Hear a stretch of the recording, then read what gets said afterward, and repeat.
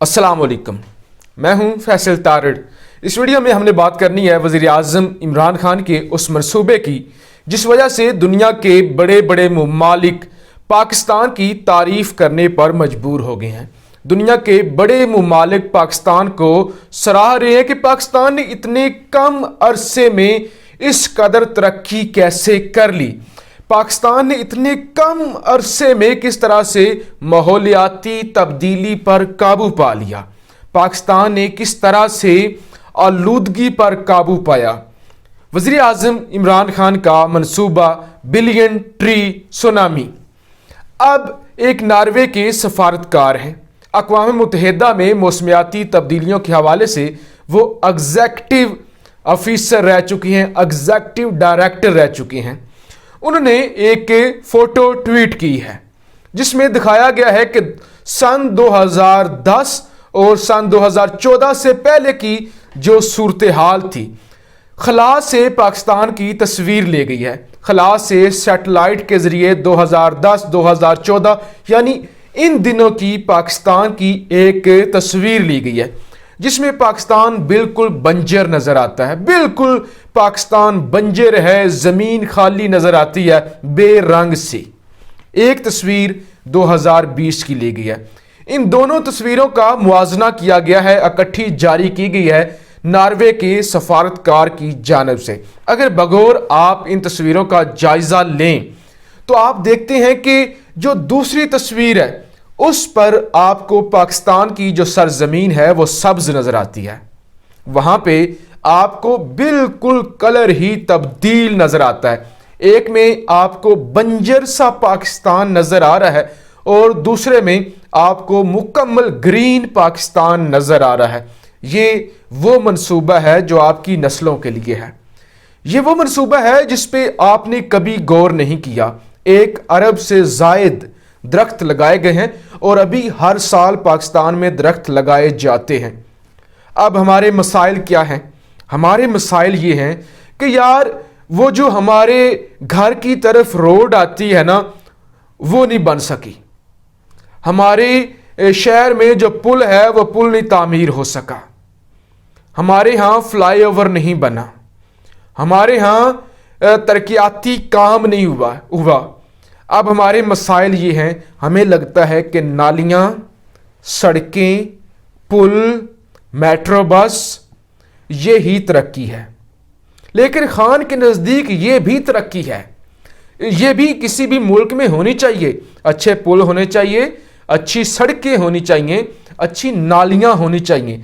लेकिन जब किसी कौम के पास सेहत ही ना हो, जब किसी कौम के पास तालीम ही ना हो, जब किसी कौम में शऊर ही ना हो, जब कोई मुल्क तबाह हो रहा हो, उस वक्त आप कहें कि आप सड़कें बना दें, तालीम की खैर है, आप पुल बना दें, तालीम की खैर है, आप जनाब आप हमारी नालियां बना दें, साफ पानी की खैर है, हमारा मुल्क का मौसम तेजी से तब्दील हो रहा है उसकी खैर है, पाकिस्तान में बेमौसमी बारिशें हो रही हैं, सैलाब आ रहे हैं, खैर है, आते रहें।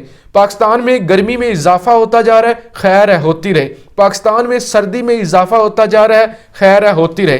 पाकिस्तान के मौसम तब्दील हो रहे हैं, खैर है, कोई मसला नहीं। हमने तो मेट्रो बस बनानी है, हमें तो मेट्रो बस चाहिए, हमें तो गलियाँ चाहिए, हमें तो नालियाँ चाहिए, हमें तो करप्शन करनी है, हमें तो इस तरह के मंसूबे चाहिए।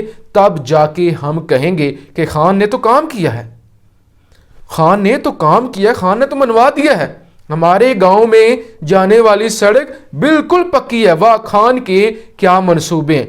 लेकिन वो आपको एक कौम बनाना चाहता है, वो आपके मुल्क का मुस्तकबिल ग्रीन चाहता है। वो चाहता है कि हम ऐसे मंसूबे लगाएं जो नस्लों के काम आए, आने वाली नस्लों के काम आए, हमारे काम आए। वो ये नहीं चाहता कि एक ऐसा काम करे जो 5 साल के बाद लोग कहें कि वाह वाह वाह वाह खान ने क्या काम किया है, खान का वोट बनता है। वो इस बात को अहमियत नहीं दे रहा कि 5 साल का टेन्योर है, 5 सालों में वो काम करूं जिस पे लोग मुझे फौरी वोट दें। वो ये चाहता है कि इस मुल्क में इस्लामी निज़ाम आए, اس ملک میں ایک جیسی تعلیم آئے، اس ملک کے لوگوں میں شعور آئے، اس ملک میں جو موسمیاتی تبدیلیاں ہو رہی ہیں ان پر کنٹرول کیا جائے۔ اب ایک اور کامیابی میں آپ کے سامنے رکھتا ہوں۔ اقوام متحدہ نے پاکستان کو یہ ٹاسک دیا تھا کہ آپ نے موسمیاتی تبدیلیوں کے حوالے سے یہ 17 ایجنڈے ہیں، 17 پوائنٹس ہیں، ان پر آپ نے کام کرنا ہے۔ 17 پوائنٹس آپ کو دیے گئے ہیں، یہ آپ کا ہدف ہے، آپ نے یہ ٹارگٹ اچیو کرنا ہے۔ اب پاکستان نے یہ ٹارگٹ ہدف سے، یعنی جو ٹائم دیا گیا تھا، جو ڈیڈ لائن دی گئی تھی، اس سے 1 سال نہیں، 2 سال نہیں، 3 سال نہیں، 10 سال پہلے حاصل کیا ہے۔ اقوام متحدہ مان گئی ہے کہ خان کے منصوبے کس طرح انسانیت کے حق میں ہے۔ اقوام متحدہ کہتی ہے کہ ہم حیران ہیں کہ ہم نے جو ٹائم دیا تھا، ہمیں یہ تھا کہ بڑے بڑے ملک ہار گئے ہیں۔ ایک اور اچھی خبر آپ کے سامنے رکھوں، اس وقت پاکستان دنیا کا واحد اور پہلے نمبر پہ وہ ملک بن چکا ہے جس نے سب سے پہلے زیادہ تیزی سے موسمیاتی تبدیلیوں پر اور آلودگی پر قابو پایا ہے۔ اگر آپ ہمارے پڑوسی ملک بھارت کا حال دیکھیں اور خاص طور پہ ممبئی یا دلی کا حال دیکھیں تو آپ کو ترس آئے گا کہ ہر سال 16 سے 17 لاکھ لوگ مرتے ہیں فضائی آلودگی سے، گندی ہوا سے، پولوشن سے، 16 سے 17 لاکھ۔ لیکن پاکستان اب کوشش کر رہا ہے کہ تیل اور پیٹرول والی گاڑیاں ختم کر کے الیکٹرک گاڑیاں لائی جائیں، گرین ہاؤسز منصوبے ہیں وہ لگائے جائیں، لوگوں میں شعور اجاگر کیا جائے، گندگی سے بچا جائے۔ تو یہ وزیر اعظم پاکستان کا وہ منصوبہ ہے جس سے آج دنیا ہمیں سلام کر رہی ہے کہ کیا بات ہے پاکستانیوں کی۔ ہم یہ یقین نہیں کر سکتے تھے کہ پاکستان جیسا ملک اتنا بڑا کام کر دے گا۔ جہاں یہ خان کے اچھے منصوبے ہیں، خان محنت کر رہا ہے اس ملک میں لوگوں کو ایک ہجوم کو قوم بنانے کے لیے اور ہمارا مستقبل سیکیور کرنے کے لیے۔ اقوام متحدہ کا سابق ڈائریکٹر یہ کہتا ہے اور ناروے کا سفیر کہ میں حیران ہوں پاکستان نے اتنی تیزی سے کام کر لیا، اتنی جلدی پاکستان میں تبدیلی آ گئی۔ مطلب اقوام متحدہ کا ڈائریکٹر اور ناروے کا سفارتکار یہ کہتا ہے کہ واقعی نظر آتا ہے کہ عمران تبدیلی لے کر آیا ہے، اور یہ تبدیلی ہوتی ہے جو آپ کی نسلوں کو تبدیل کرتی ہے۔ جہاں یہ خان کے پازیٹیو سارے کام ہے، ایک نیگیٹو خبر آپ کے سامنے رکھتا ہوں۔ اس وقت سوشل میڈیا پہ ایک ویڈیو وائرل ہو رہی ہے جس میں دیکھا جا سکتا ہے کہ گورنر سندھ کی گاڑی ہے، گورنر سندھ عمران اسماعیل کی گاڑی ہے جس میں ایک کتا ہے اور کتے کو پروٹوکول بھی دیا جا رہا ہے۔ لہٰذا اس ملک میں ابھی غربت ختم نہیں ہوئی، غریبوں کا اس ملک میں اس طرح سے مذاق نہیں اڑانا چاہیے۔